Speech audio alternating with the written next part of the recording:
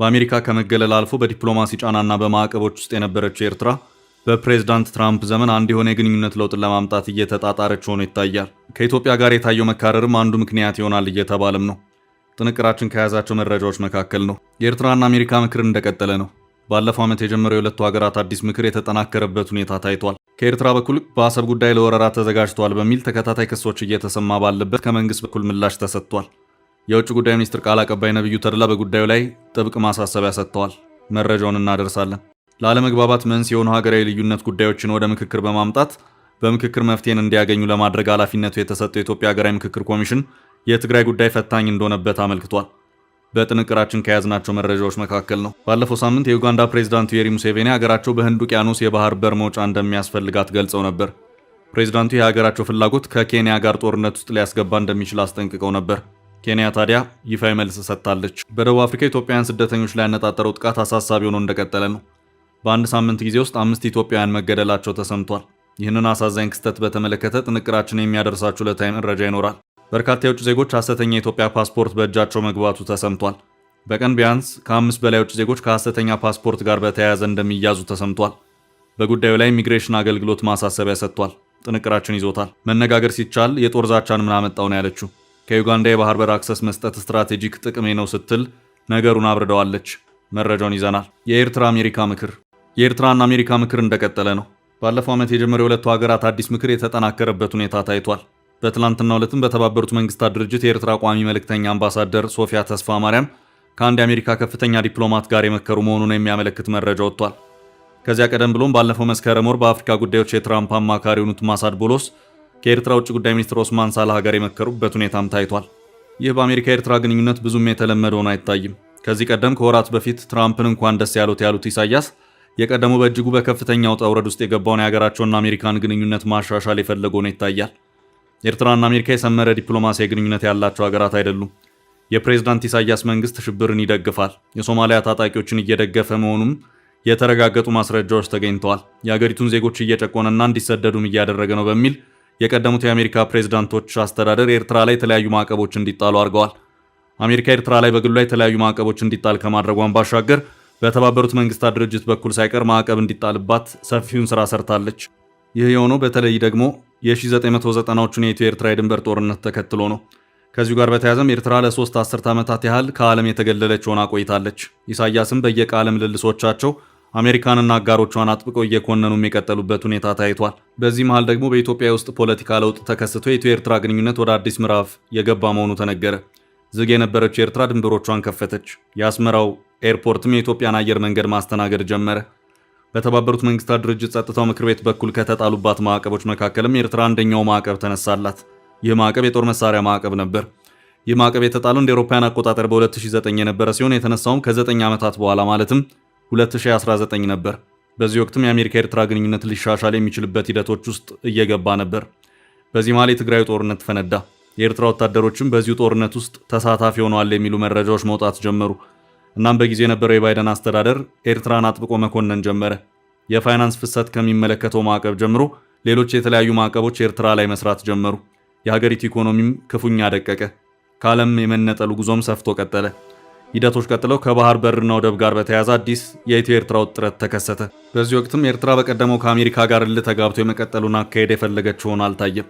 ባይደን በምርጫ ቀር የሆነው ትራምፕ ሲተኩ ትራምፕን እንኳን ደስ አሉት ለማለት ኢሳያስ ጊዜ አልፈጀባቸውም። ይህ በአሜሪካ ኤርትራ 3 አስርት ዓመታት ግንኙነት ብዙም የተለመደ ባለመሆኑ በርካቶችን ያነጋገረም ነበር። ትራምፕ ከወራት ቆይታ በኋላ ለኢሳያስ እንኳን ደስ አሉት መልእክት ምላሽን ሰጡ። ምላሹም ቀጣይ የተሻለ የሁለትዮሽ ግንኙነት ይኖራል የሚለውን ያመላከተም ነበር። የኤርትራ ማስታወቂያ ሚኒስቴርም የትራምፕን የደብዳቤ ይዘት ይፋ አደረገ። ከዚያ በኋላም የኤርትራ ባለስልጣናት ኤርትራ ከአሜሪካ ጋር ያላት ግንኙነት እንዲሻሻል ለማድረግ ከቀደሙት ጊዜያት በተለየ ሁኔታ የመሯሯጥ ሁኔታዎች ይታይባቸዋል። ባለፈው መስከረም ላይ በተካሄደው የኒውዮርኩ የተባበሩት መንግስታት ጠቅላላ ጉባኤ ላይ ኤርትራን ወክለው የተገኙት የሀገሪቱ የውጭ ጉዳይ ሚኒስትር ኦስማን ሳላህ በሁለቱ ሀገራት ግንኙነት ባልተለመደ መልኩ ከስብሰባው ጎን ለጎን በአፍሪካ ጉዳዮች የአሜሪካ ከፍተኛ አማካሪ ከሆኑት ማሳድ ቦሎስ ጋር ሲመክሩም ታይተዋል። ከዚያ ቀደም ብሎም በአሜሪካ የኤርትራ ኤምባሲ ከስቴት ዲፓርትመንት ሰዎች ጋር እንደመከሩ መረጃዎች የወጡበት ሁኔታ እንደነበር የሚታወስ ነው። በትላንትናው ዕለት የወጣው አንድ ተጨማሪ መረጃ ደግሞ በተባበሩት መንግስታት ድርጅት የኤርትራ ቋሚ መልእክተኛ የሆኑት አምባሳደር ሶፊያ ተስፋ ማርያም በተባበሩት መንግስታት ድርጅት በአፍሪካ ጉዳዮች የአሜሪካ አማካሪ ከሆኑት ፓትሪሺያ ማሆኒ ጋር የመከሩ መሆኑን ነው። አምባሳደር ሶፊያ በኤክስ ገጻቸው ባጋሩት መረጃቸው ፓትሪሺያ ማሆን የመከሩ መሆኑን አመላክተዋል። አሁን ካለው የኢትዮ ኤርትራ ውጥረት ጋር በተያያዘም ኤርትራ የዲፕሎማሲ እንቅስቃሴውን ጠንከር ማድረግ የፈለገች ሆኖ ይታያል። ለኤርትራ የተሰጠው ምላሽ ከኤርትራ በኩል በአሰብ ጉዳይ ለወረራ ተዘጋጅቷል በሚል ተከታታይ ክሶች እየተሰማ ባለበት ከመንግስት በኩል ምላሽ ተሰጥቷል። ከመንግስት በኩል ይህን ክስ ውድቅ ያደረገ ምላሽ ነው የተሰጠው። የውጭ ጉዳይ ሚኒስትር ቃል አቀባይ አምባሳደር ነብዩ ተድላ በጉዳዩ ላይ ማሳሰቢያ ሰጥተዋል። የውጭ ጉዳይ ሚኒስትሩ ቃል አቀባይ ነብዩ ተድላ በይፋዊ ኤክስ ገጻቸው ባሰፈሩት መልእክት የኢትዮጵያ የባህር በር ጥያቄ ተስፋፊነት አሊያም የወረራ ዝግጅት አይደለም ሲሉ አመልክተዋል። የውጭ ጉዳይ ሚኒስትር ቃል አቀባዩ ይህን ሲያብራሩም ኢትዮጵያ 130 ሚሊዮን የህዝብ ቁጥር ያላት ትልቅ ሀገር መሆኗን ገልጸው የሀገሪቱ ሁሉና የባህር በር መዳረሻ ላይ የተመሰረተ መሆኑን አመልክተዋል። አምባሳደር ነብዩ ተድላ አክለውም የእኛ እድገትና መረጋጋት በአስተማማኝ የባህር መዳረሻ ላይ የተመሰረተ ነው፣ ጥያቄያችን ከኢኮኖሚ ጋር የተያያዘ እንጂ የተስፋፊነት አይደለም ሲሉ አጽንኦት ሰጥተዋል። አምባሳደር ነብዩ ከዚህ ውጭ የሚሰሙ ጊዜ ያለፈባቸውን ወቀሳዎች አንቀበልም ሲሉ አመልክተው ወደቦች፣ ንግድና ሎጂስቲክስ ላይ ተግባራዊ ትብብር ጊዜው ግድ የሚልበት እውነት ነው ሲሉ አሳስበዋል። በተመሳሳይ ከቀናት በፊት የውጭ ጉዳይ ሚኒስትሩ ጌዲዮን ጢሞቴዎስ ከ130 ሚሊዮን በላይ ህዝብ ያላት ኢትዮጵያ ኢኮኖሚ እድገትና ልማት ለማስቀጠል ዘላቂና ደህንነቱ የተጠበቀ አስተማማኝ የባህር መዳረሻ በአፋጣኝ ያስፈልጋታል ሲሉ መናገራቸው ይታወሳል።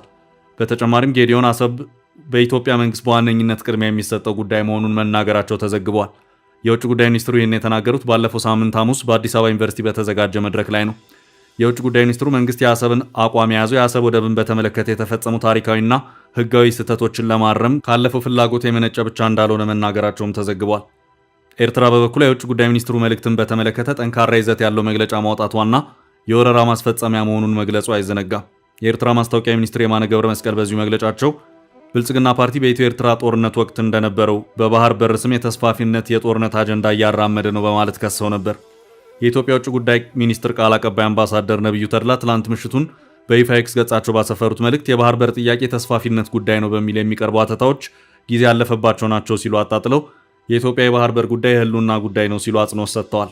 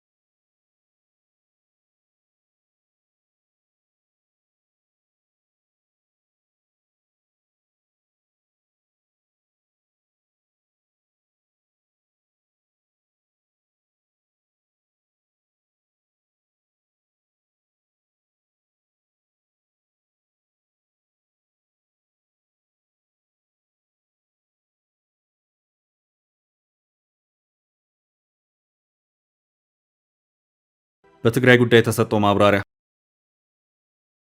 በአገር አቀፍ ደረጃ ለዓመታት የታዩትንና ዛሬም ድረስ የቀጠሉትን ዜጎችን የማያግባቡ ወሳኝ ሀገራዊ ጉዳዮችን በምክክር ለመፍታት በሚል የተቋቋመው የኢትዮጵያ ምክክር ኮሚሽን በትግራይ ጉዳይ ችግር ገጥሞኛል ሲል አስታወቀ። በሁሉም ክልሎች ለውይይት የሚሆኑ አጀንዳዎችን ከህብረተሰቡ ተወካዮች የሰበሰበ መሆኑን ያመለከተው ኮሚሽኑ ይሁንና ይህንን ስራውን በትግራይ ማከናወን ያልቻለ መሆኑን አመላክቷል። በትግራይ ኮሚሽኑ አጀንዳዎችን ለማሰባሰብ የቀድሞ ጊዜያዊ አስተዳደሩ ፕሬዝዳንት አቶ ጌታቸው ረዳ ስልጣን ላይ በነበሩባቸው ጊዜያት ሳይቀር ሙከራዎችን አድርጎ እንዳልተሳካለት ምክትል ዋና ኮሚሽነር ሂሩት ገብረስላሴ ተናግረዋል። በዚሁ ዙሪያ ማብራሪያቸውን ሰፋ አድርገው የተናገሩት ኃላፊዋ ትግራይን በተመለከተ አንድም ቀን የውይይታችን አጀንዳ ሳይሆን ቀርቶ አያውቅም ያሉት ምክትል ዋና ኮሚሽነር ሂሩት ገብረስላሴ በአቶ ጌታቸው ጊዜ ሳይቀር ያልተጻፈ ደብዳቤና ያልተደወለ ስልክ የለም። ከዚህ ባለፈም የትግራይ ጉዳይ ይመለከተናል የሚሉ የፖለቲካ ፓርቲዎች ለዩጋንዳ የባህር በር ሲቪክ ድርጅቶችንና ሌሎችንም ሳይቀር አናግረን ነበር በማለትም ሆኖም የተደረጉ ጥረቶች ሳይሳኩ የቀሩ መሆኑን አመልክተዋል። በክልሉ አመራሮች በኩል መንግስት ላይ የሚያተኩሩ ጥያቄዎች በመነሳታቸው ጉዳዩን ለመንግስት ያቀረቡ መሆኑን በማመልከትም መንግስት ለተጠየቁ ጥያቄዎች ከፍተኛ ማብራሪያዎችን የሰጠ መሆኑንም አክለዋል። በመካከልም በእኛ ሊፈታ የማይችል ከፍተኛ ችግር እንዳለ ተረድተናል ያሉት ምክትል ዋና ኮሚሽነሯ ትግራይ ውስጥ የተፈጠረው ችግር በምክክሩ ሂደት ሊፈታ ይገባል ብለን ማሰብ ይገባናል ሲሉም አስታውቀዋል። የባህር በር ማሳጣት ከኬንያ ጋር ጦርነት ሊያስገባን ይችላል። ባለፈው ሳምንት የዩጋንዳ ፕሬዝዳንቱ ዩዌሪ ሙሴቬኒ ሀገራቸው በህንድ ውቅያኖስ የባህር በር መውጫ እንደሚያስፈልጋት ገልጸው ነበር። ፕሬዝዳንቱ የሀገራቸው ፍላጎት ከኬንያ ጋር ጦርነት ውስጥ ሊያስገባ እንደሚችል አስጠንቅቀው ነበር። ፕሬዝዳንቱ ዩዌሪ ሙሴቬኒ ሀገራቸው የባህር በር አልባነት ቀጠናዊ ውጥረት ሊፈጥር እንደሚችል ፍንጭ የሰጡ ሲሆን ህንድ ውቅያኖስ የኛ ነው ሲሉ ኬንያን ማስጠንቀቃቸው ይታወሳል። ፕሬዝዳንቱ የዩጋንዳ ባህር ኃይል መገንባት ብትፈልግ መገንባት አትችልም፣ ምክንያቱም የባህር በር የላትም ያሉ ፕሬዝዳንቱ ጥንቃቄ ካልተደረገ ጦርነት ሊነሳ ይችላል ማለታቸው በኬንያ ውዝግብ የፈጠረ ጉዳይ ነበር። እንዲሁም የዩጋንዳ ፕሬዝዳንት የመጀመሪያ ልጅና የሀገሪቱ ጦር መሪ ጀነራል ሙሆዚ ካይኔሩጋባ የአባቱን አስተያየት በማስተጋባት ኬንያ በፍጥነት የህንድ ውቅያኖስን ተደራሽ ልታደርግልን ይገባል፣ ይህን የይገባናል ጥያቄ አለማክበር ወደፊት ትልቅ ችግር ሊፈጥር ይችላል ሲሉ መዛታቸው ይታወሳል። የኬንያ መንግስት አሁን ላይ ሰከን ያለ መልስ ለዚህ ሰጥቷል። ኬንያ ዩጋንዳ በህንድ ውቅያኖሶች የባህር በር አክሰስ እንድታገኝ ለመርዳት ቁርጠኛ መሆኗን ገልጻለች። የጦር ማስፈራሪያን ምን አመጣው ያለችው ኬንያ በንግግር የሚፈታ ጉዳይ ነው ስትል ለፕሬዝዳንት ሙሴቪኒ መልስ ሰጥታለች። የኬንያ ውጭ ጉዳይ ሚኒስትር ሲኤስ ሙሳሊያ ሙዳቫዲ በሳምንታዊ ሚኒስትሩ መግለጫ ላይ ባደረጉት ንግግር የኬንያ ስትራቴጂክ ፍላጎት የጎረቤት ሀገራትን ጭነቶች በብዛት ማሳለጥ ነው ብለዋል። ሚኒስትሩ ኬንያ ለወደብ አልባ ሀገራት ያለውን የባህር አክሰስ የማግኘት ዓለም አቀፍ ሕግን የምታውቅና ችግሩን የምትረዳ ሀገር ናት ብለዋል። የባህር በር የሌላቸውን ሀገራት መርዳት ግዴታ ነው ሲሉም ገልጸዋል።